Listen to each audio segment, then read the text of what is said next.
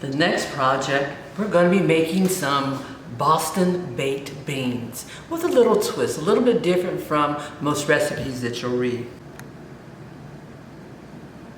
For this baked bean recipe from scratch, no cans of beans used here, I've got some burnt-in sauce, and this is a combination of a barbecue sauce that I use when I make the burnt-ins, and I've taken sauce over the last competitions, I freeze it and I thawed it out. I'm going to use this in my baked beans.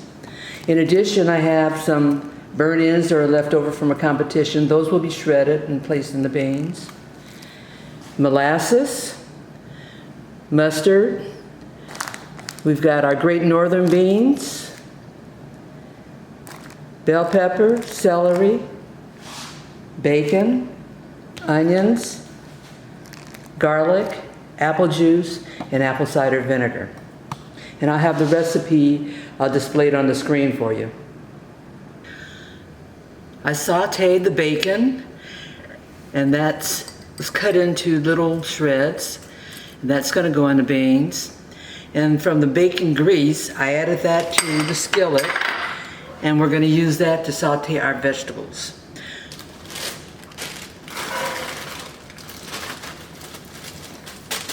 They will be sauteed just until they're soft, because they're going to cook a long, long time in the baked bean mixture. So they have a lot of time to get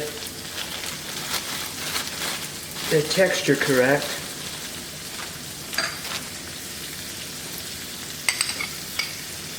And I told you I wasn't going to use all of that garlic. The other half of it's going to go in a couple other dishes that I'm making.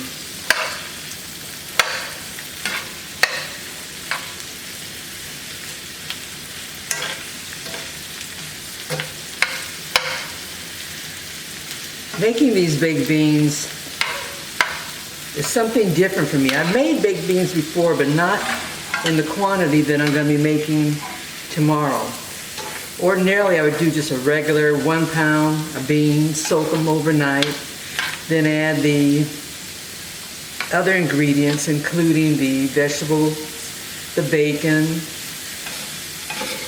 this barbecue sauce, the molasses, salt, pepper, apple cider vinegar, apple juice, mustard, and add all those ingredients later on.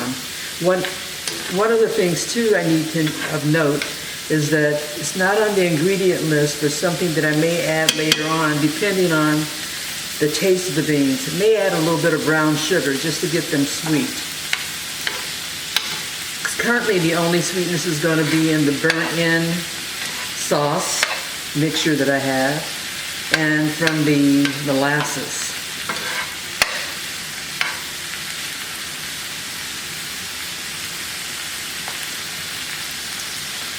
I measured out the burnt-in sauce, and I had 4 cups.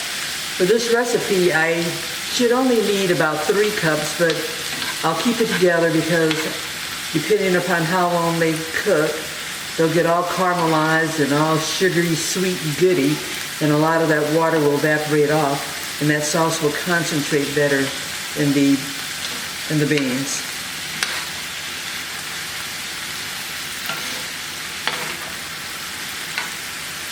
It would have been just easy just to buy some cans of baked beans and add a few little ingredients to them to doctor them up.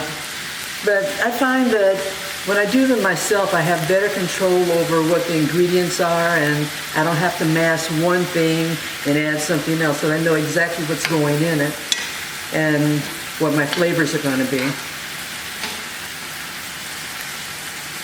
And it's just fun also just to cook from scratch. I get a kick out of it. I may say it's a chore, but I love doing it. I think I've got this nice and soft enough, and I'm going to turn off the heat, cool it off, refrigerate it, and in the morning I'll add it to my sauce mixture with the other ingredients I listed. In addition, I'm going to soak my beans overnight so they'll get a little bit softened.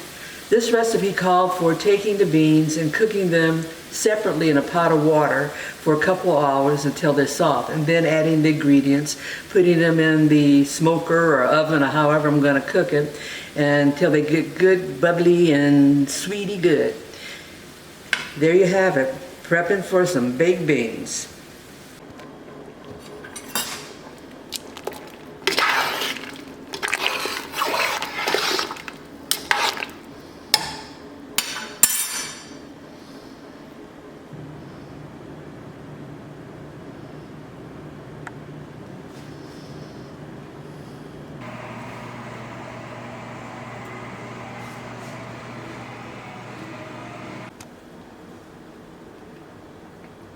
Full pan of baked beans.